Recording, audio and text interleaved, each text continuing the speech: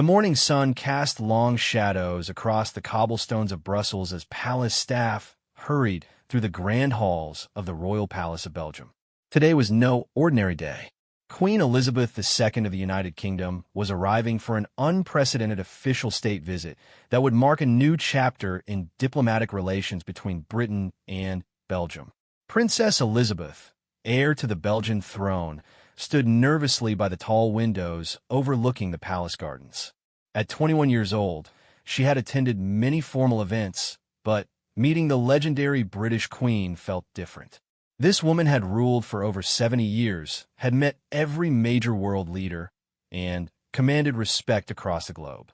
Elizabeth's father, King Philippe, had been preparing for this meeting for months, discussing protocols and diplomatic strategies with his advisors. The Belgian royal family had a complicated history with Britain. During both world wars, Belgium had sought refuge and support from the British crown. King Albert I had fought alongside British forces in World War I, while his grandson, King Baudouin, had maintained strong ties with Queen Elizabeth II throughout the Cold War era. Now, with Brexit reshaping European relationships, this meeting carried enormous political weight. Queen Mathilde, Elizabeth's mother, was reviewing the day's schedule one final time with the palace's head butler. The itinerary included a formal welcome ceremony, a private luncheon, discussions about trade agreements, and an evening gala dinner. Every detail had been planned to perfection, from the flower arrangements featuring both British roses and Belgian tulips to the carefully selected menu showcasing the finest of both culinary traditions.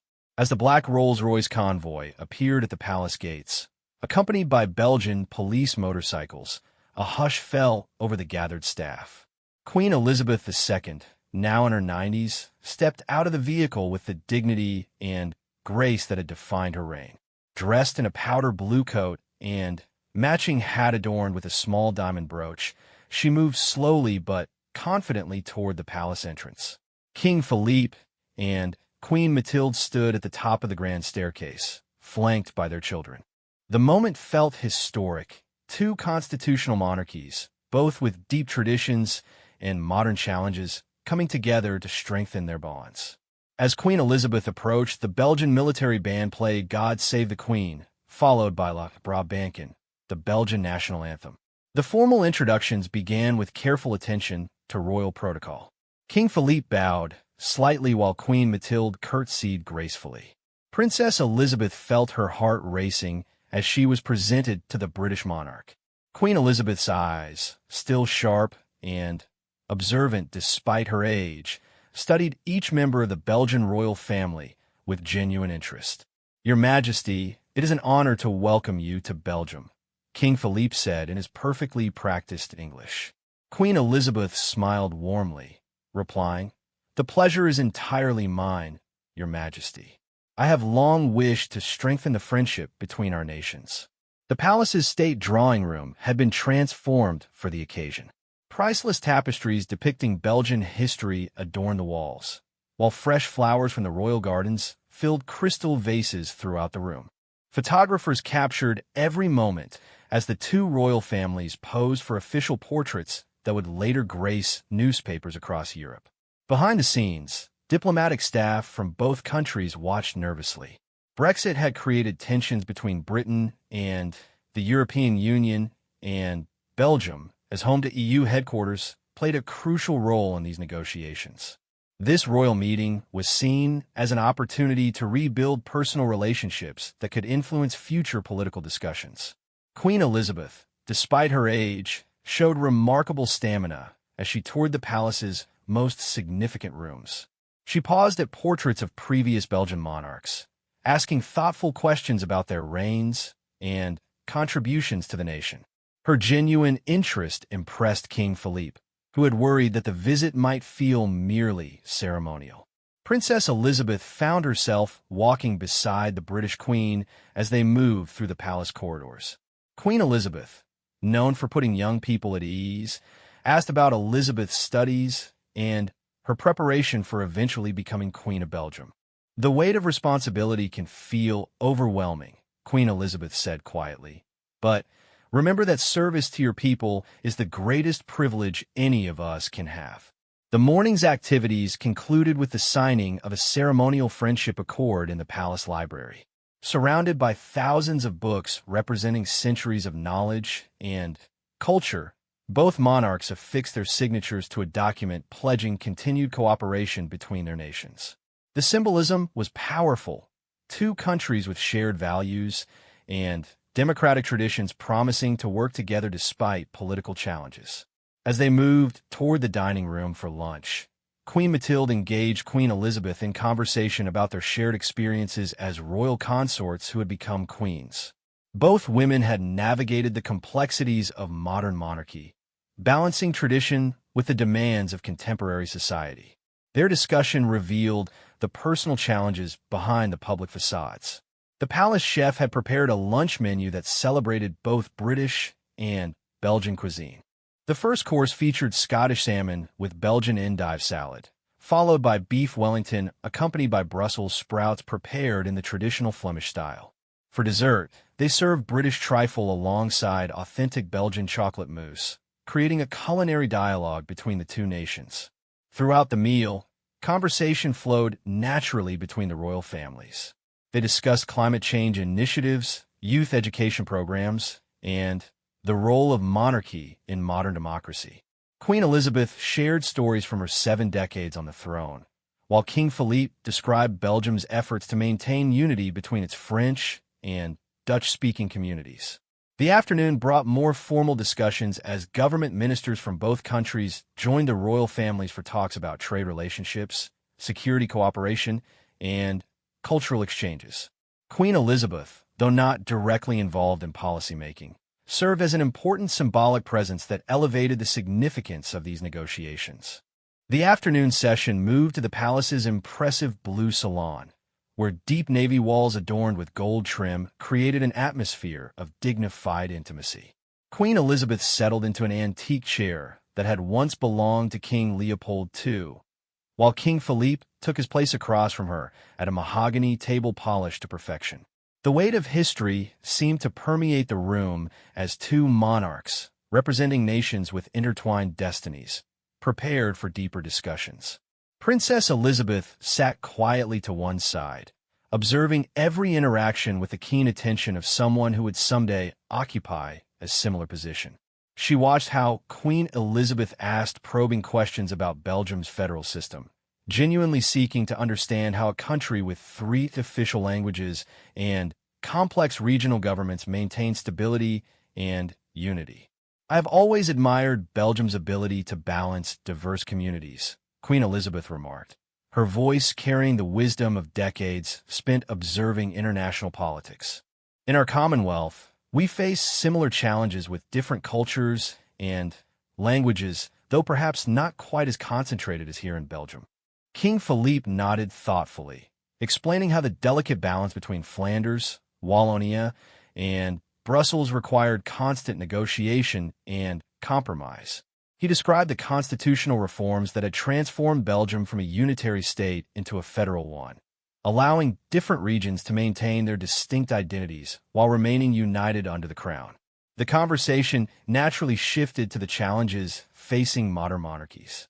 Both rulers acknowledged that their roles had evolved dramatically over the past century. Where once kings and queens wielded direct political power, contemporary monarchs served more as symbols of continuity, stability, and national identity. They discussed the importance of remaining relevant to younger generations who questioned traditional institutions. Queen Mathilde joined the discussion, sharing insights from her work with UNICEF and various children's charities. She explained how the Belgian royal family had modernized their approach to public service, using social media and contemporary communication methods to connect with citizens. Queen Elizabeth listened intently, occasionally asking questions about specific programs and initiatives. The key, Queen Mathilde observed, is to honor tradition while embracing necessary change. Our children understand that they must be monarchs for the 21st century, not the 20th. Princess Elizabeth felt a moment of nervousness as Queen Elizabeth turned her attention to the young heir. And how do you view your future role? "Your Royal Highness," the British Queen asked with genuine curiosity. Elizabeth straightened in her chair, drawing upon months of preparation and coaching from her parents. "I believe our generation of future monarchs must be bridges between the wisdom of tradition and the innovations needed for our changing world," she replied carefully.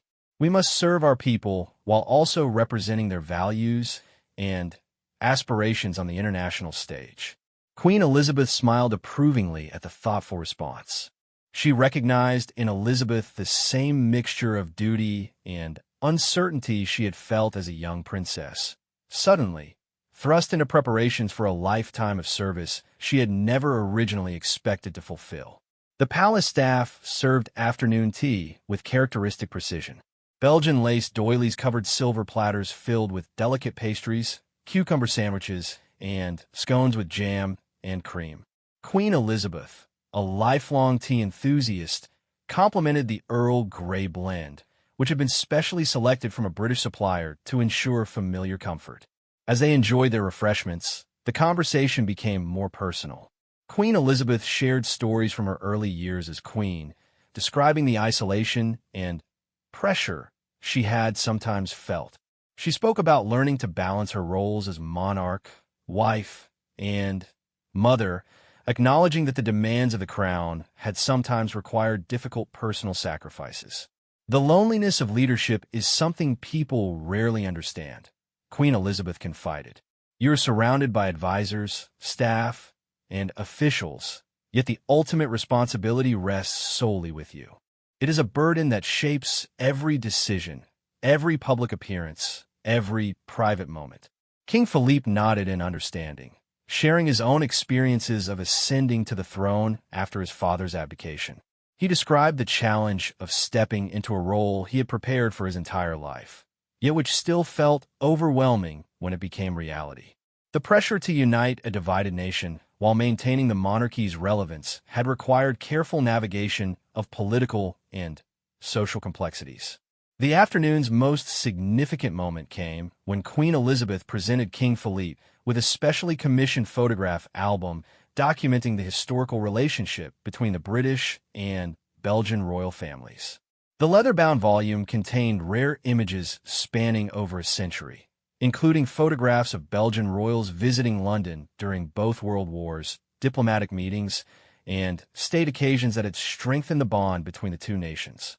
King Philippe opened the album carefully, his eyes widening as he recognized relatives and predecessors in formal poses alongside British royalty. One photograph showed his great-grandfather, King Albert I, standing beside King George V during World War I, both men wearing military uniforms and bearing the weight of leading their nations through unprecedented conflict. These images remind us that our relationship extends far beyond politics or economics, Queen Elizabeth observed. Our families have supported each other through humanity's darkest hours and celebrated together during times of peace and prosperity. As they turned the pages, Princess Elizabeth saw herself as part of a continuing story that stretched back generations. She began to understand that her future role was not just about governing Belgium, but about maintaining relationships that could influence international peace and cooperation. The album's final pages contained recent photographs from various state visits and diplomatic meetings, showing the evolution of royal protocol and fashion while demonstrating the enduring nature of international friendship. Queen Mathilde particularly admired a photograph of Queen Elizabeth at her Diamond Jubilee celebration, surrounded by monarchs from across Europe and beyond. The discussion turned to practical matters of statecraft as government ministers briefly joined the conversation. They spoke about post-Brexit trade relationships, immigration policies, and security cooperation between British and Belgian intelligence services. While the monarchs could not make policy decisions, their support for positive relationships would influence how their respective governments approach future negotiations. Queen Elizabeth demonstrated her remarkable grasp of international affairs, asking specific questions about Belgium's role in European Union decision-making and the country's perspective on various global challenges. Her decades of experience reading government briefings and Meeting world leaders had given her insights that impressed even seasoned diplomats. As evening approached, palace staff began preparations for the gala dinner that would cap off this historic day. The state dining room was being transformed with crystal chandeliers casting warm light over tables set with the finest china, silverware, and glassware. Flower arrangements combined British roses with Belgian orchids, creating stunning centerpieces that symbolize the merger of two proud traditions. The state dining room of the Royal Palace of Belgium had been transformed into a vision of diplomatic elegance. Crystal chandeliers cast warm light across tables set with the finest Sèvres porcelain, each place setting representing hours of careful planning by the palace staff. Belgian lace runners complemented British silver, while centerpieces of red roses and white orchids created a stunning visual harmony between the two nations' symbolic flowers. Queen Elizabeth entered the dining room wearing an elegant navy evening gown adorned with the Belgian Order of Leopold, which had been conferred upon her during a previous diplomatic exchange decades earlier. The gesture of wearing Belgian honors showed her respect for the host nation and demonstrated the deep personal relationships that existed beneath formal diplomatic protocols. Princess Elizabeth felt a thrill of anticipation as she took her designated seat between British Ambassador Sarah Montgomery and Belgian Foreign Minister Sophie Wilms. This was her first time participating in such a high-level international dinner, and she understood that every conversation, every gesture would be observed and analyzed by the assembled diplomats and officials. King Philippe raised his glass of Belgian champagne as the assembled guests settled into their seats. The dinner included not only the royal families, but also key government ministers, business leaders, and cultural figures for both nations. Each guest had been carefully selected to represent different aspects of British-Belgian cooperation, from trade relationships to academic exchanges. Tonight, we celebrate not just the friendship between our nations, but the enduring bonds between our peoples, King Philippe declared in his welcoming toast. Through 2 world wars, through economic challenges, through the reshaping of Europe, our countries have stood together as allies and friends. Queen Elizabeth rose gracefully to respond, her voice carrying clearly across the elegant room. Your Majesty's words remind us that true friendship between nations is built not through treaties alone, but through shared values, mutual respect, and the courage to support one another in times of need.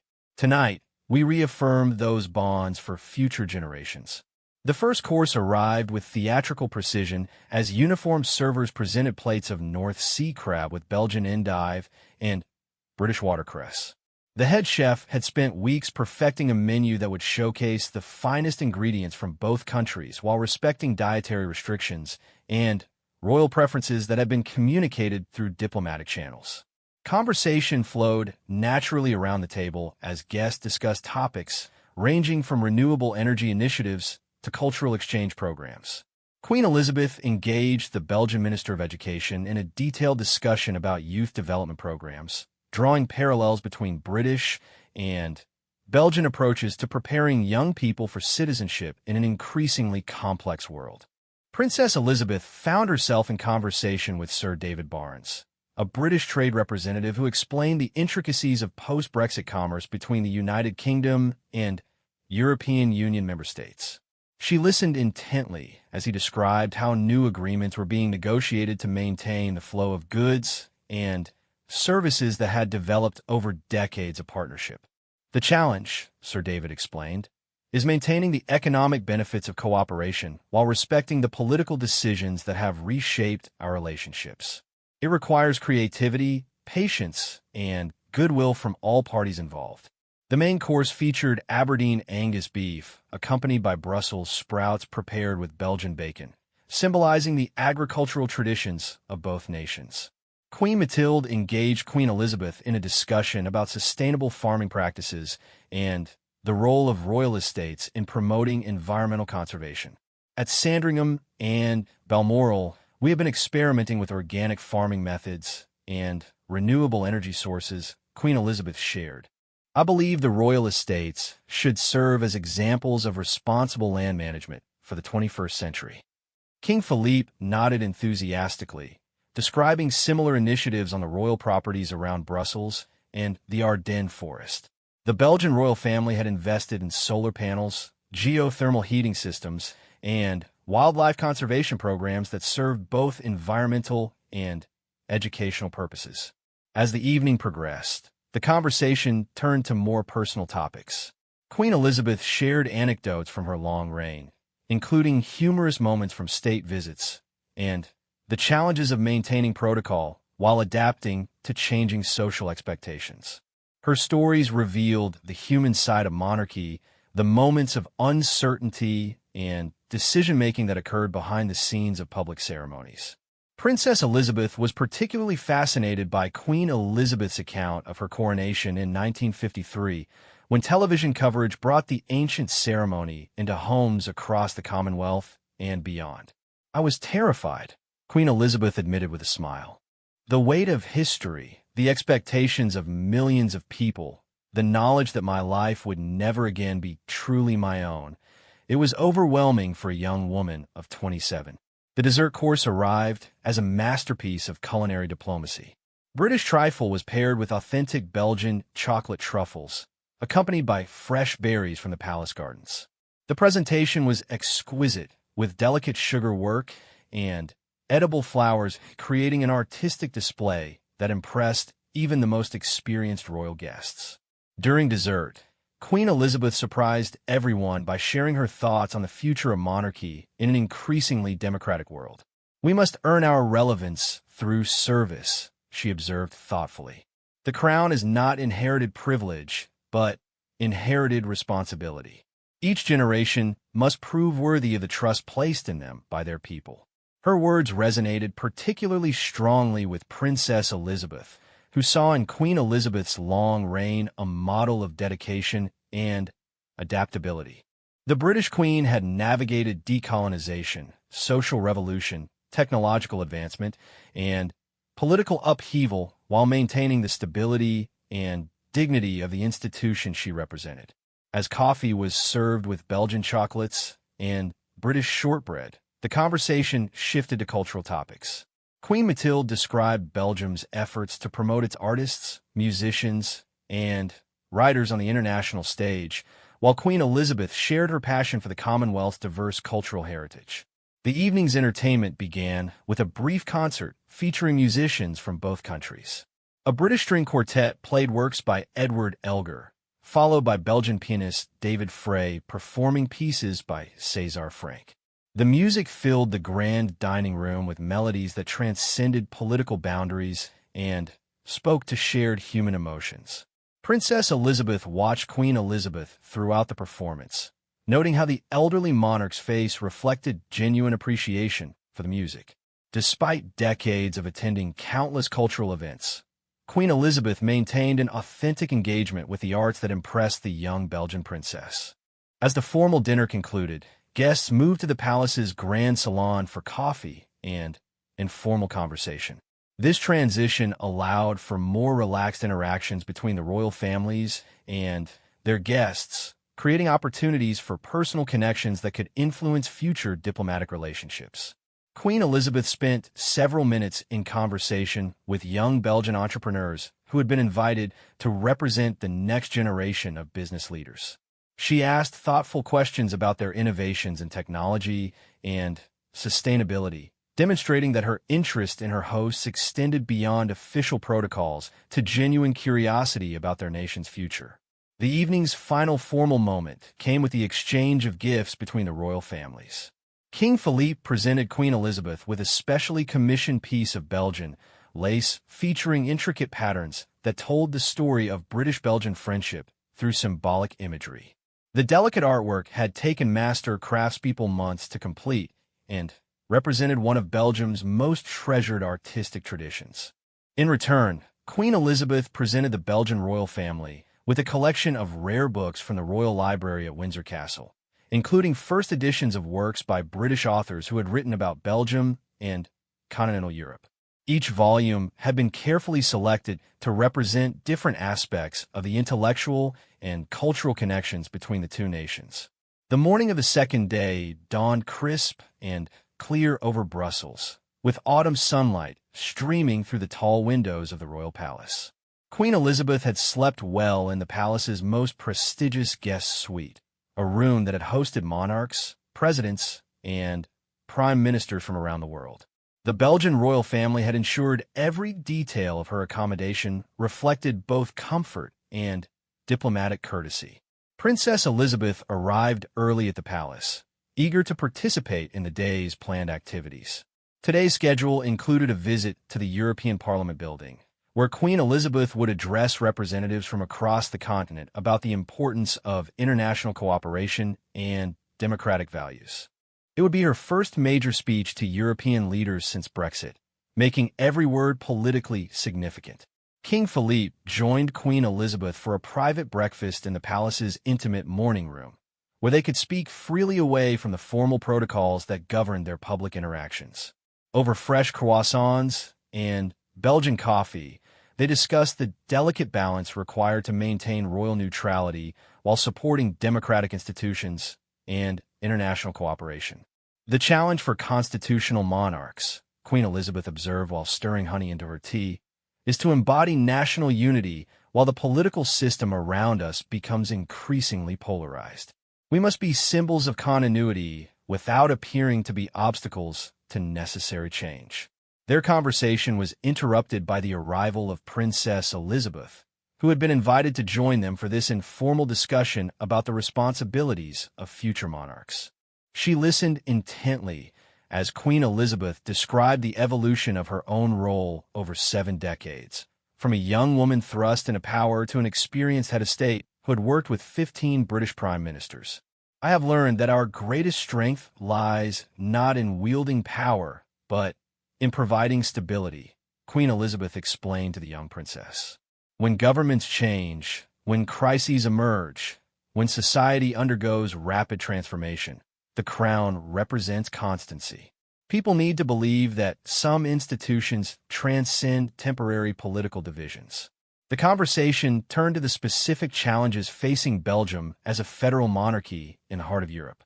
Princess Elizabeth asked thoughtful questions about how Queen Elizabeth had maintained the Commonwealth's unity despite the diverse political systems and cultural traditions of its member nations. The secret, Queen Elizabeth replied with a gentle smile, is to focus on shared values rather than trying to impose uniform solutions. Each nation must find its own path, but we can support each other along the journey. As they prepared for the day's public engagements, Queen Elizabeth took a moment to examine the formal dress uniform she would wear for her speech to the European Parliament. The outfit had been carefully selected to project authority and dignity while showing appropriate respect for the institution she was addressing. Her lady-in-waiting made final adjustments to ensure every detail met the exacting standards expected of royal appearances. The motorcade journey through Brussels provided Queen Elizabeth with glimpses of daily life in the Belgian capital. She observed the mixture of historic architecture and modern buildings that characterized the city, noting how European Union institutions had transformed certain neighborhoods while traditional Belgian culture remained strong in others. Princess Elizabeth accompanied Queen Elizabeth in the royal vehicle, using the travel time to ask more personal questions about the experience of being a female monarch in a world still dominated by male leaders.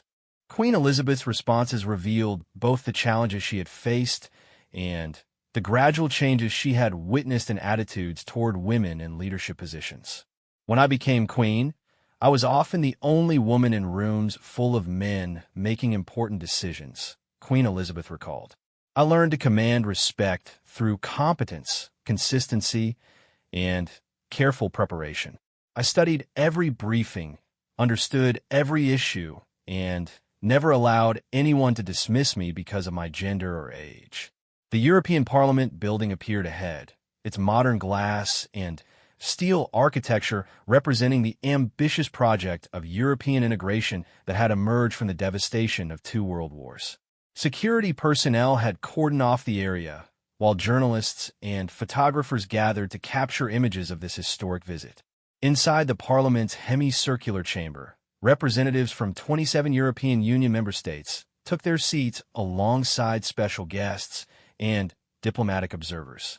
The atmosphere was charged with anticipation, as Queen Elizabeth's speech would be closely analyzed for any hints about future British-European relationships. King Philippe introduced Queen Elizabeth to Parliament President Roberta Metsola, who escorted the British monarch to the podium with ceremonial gravity. The chamber fell silent as Queen Elizabeth approached the microphone, her presence commanding immediate attention from the diverse assembly of European leaders. Distinguished representatives, friends, and fellow Europeans, Queen Elizabeth began, her voice carrying clearly throughout the chamber despite her advanced age. I stand before you today, not as a political leader, but as someone who has witnessed the transformation of our continent from division to cooperation, from conflict to collaboration. Her speech wove together themes of shared history, common challenges, and mutual respect.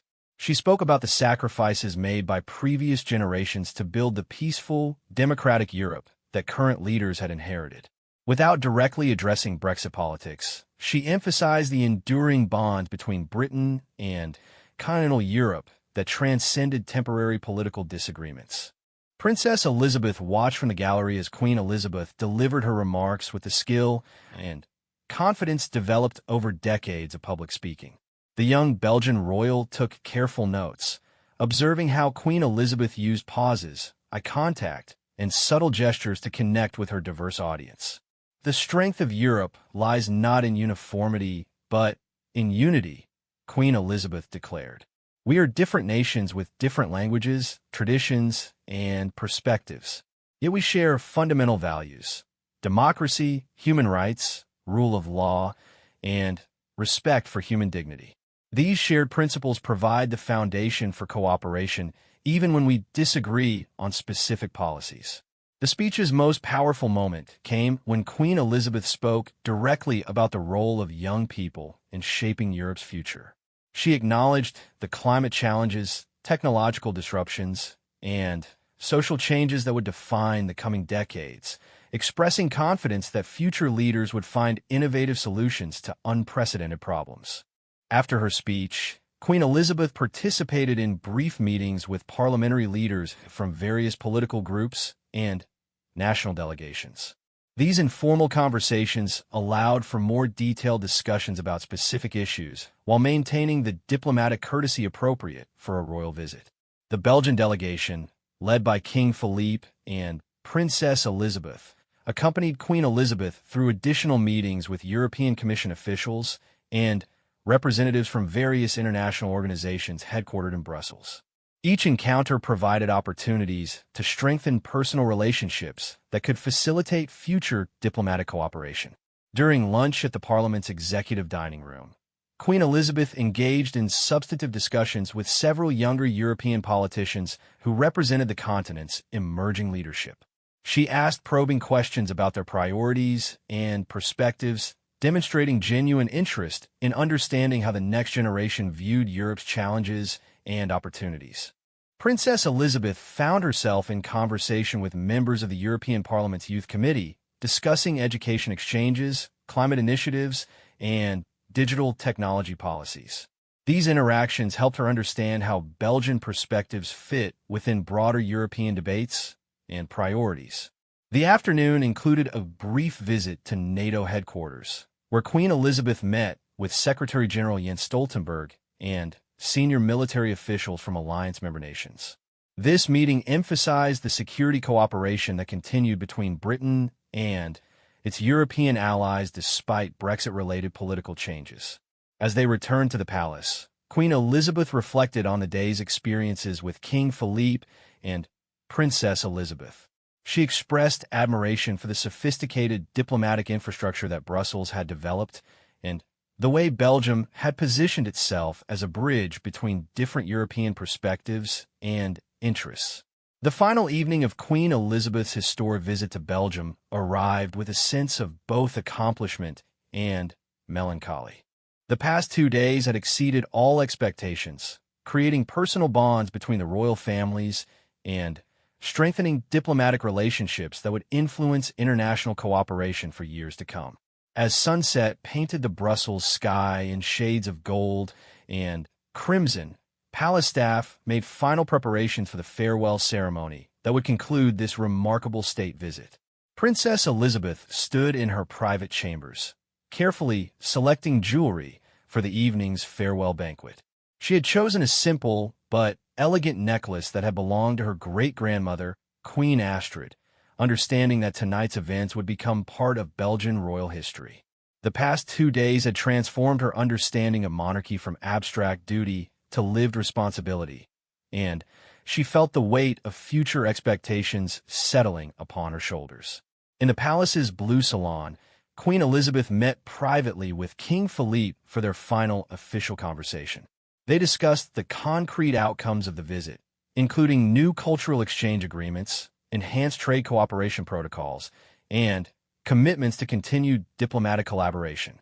More importantly, they had established the personal trust and mutual respect that would enable their representatives to work together effectively in future negotiations.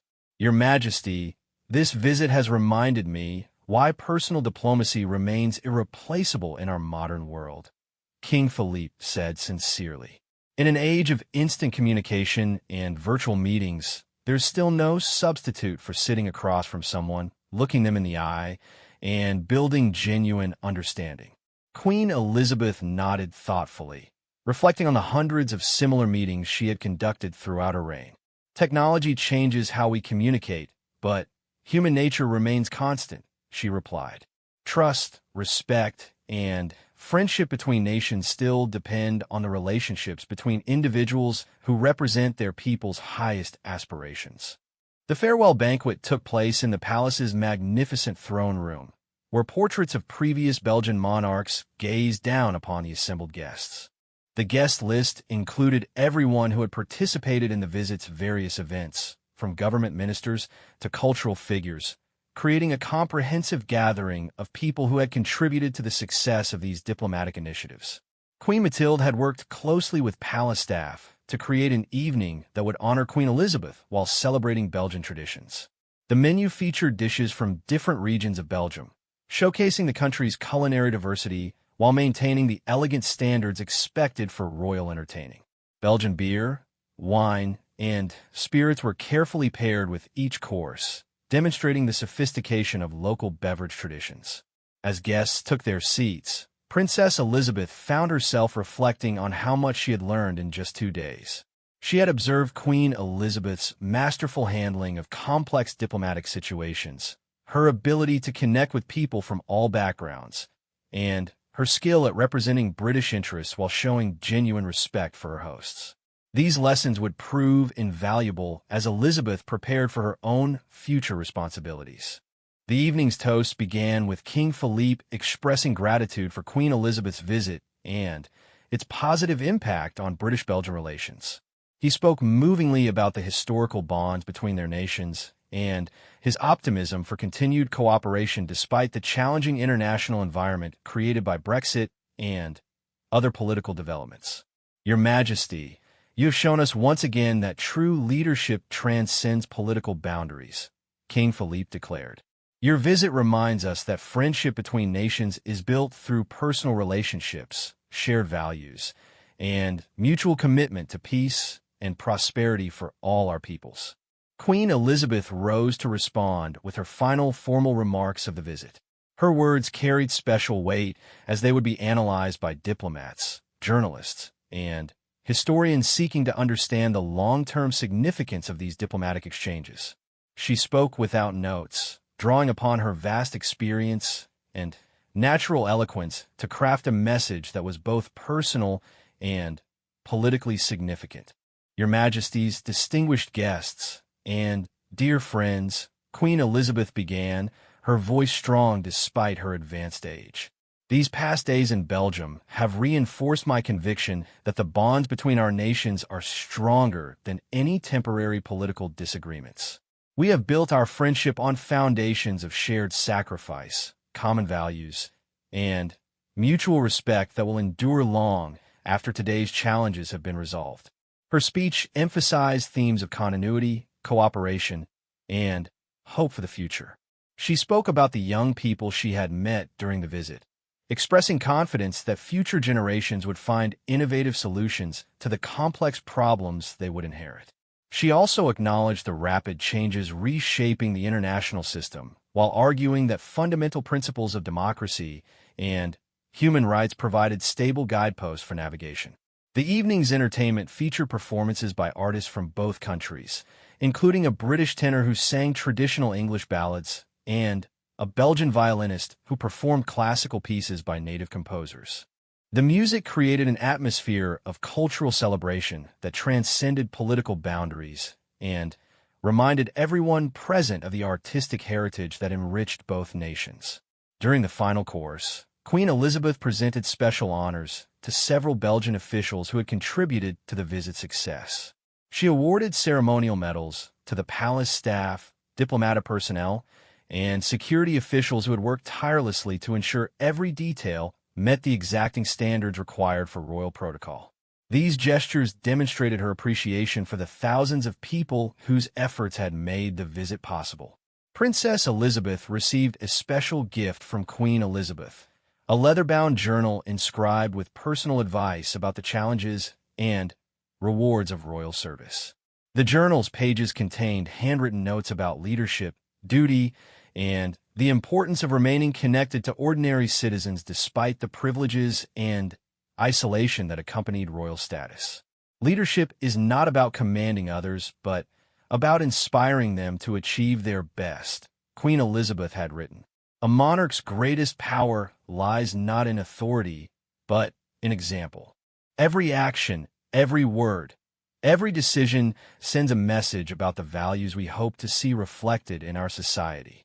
As the evening drew to a close, guests moved to the palace gardens for a final reception under the stars. Belgian military musicians performed ceremonial music, while palace staff served champagne and Belgian chocolates as farewell refreshments. The informal atmosphere allowed for personal goodbyes and private conversations that would conclude the official relationships established during the visit. Queen Elizabeth spent her final hour in Belgium walking through the palace gardens with the entire Belgian royal family. They discussed plans for future visits, cultural exchanges, and diplomatic initiatives that would continue the work begun during this historic weekend. Princess Elizabeth felt honored to participate in these conversations, understanding that she was witnessing the foundation laying for relationships that would shape her own future reign. The farewell ceremony at the palace entrance brought together hundreds of well-wishers, including members of the Belgian public who had gathered to express their appreciation for Queen Elizabeth's visit. She waved gracefully from the steps of the palace, her presence creating a moment of shared celebration that transcended political divisions and national boundaries. As Queen Elizabeth's motorcade departed for the airport, Princess Elizabeth stood with her parents watching the procession disappear into the Brussels evening. The visit had ended, but its impact would resonate for years to come. Personal relationships had been established, diplomatic agreements had been signed, and cultural connections had been strengthened. King Philippe placed his hand on his daughter's shoulder as they returned to the palace. "What you witnessed these past days," he said quietly, "represents the best of what monarchy can offer in our modern world. Queen Elizabeth showed us how to serve with dignity, how to bridge differences through personal connection, and how to represent our people's highest aspirations on the international stage." The legacy of Queen Elizabeth's final major international visit would extend far beyond the immediate diplomatic achievements. It had demonstrated that royal diplomacy remained relevant in an increasingly complex world, that personal relationships between leaders could transcend political disagreements, and that the values of democracy, cooperation, and mutual respect provided hope for addressing global challenges. As Princess Elizabeth prepared for bed that final evening, she reflected on the transformation she had experienced. 2 days earlier, she had been a young royal heir learning about her future responsibilities. Now, she understood viscerally what it meant to represent her nation, to build bridges between peoples, and to carry the hopes and dreams of millions of citizens who look to the crown for stability and inspiration.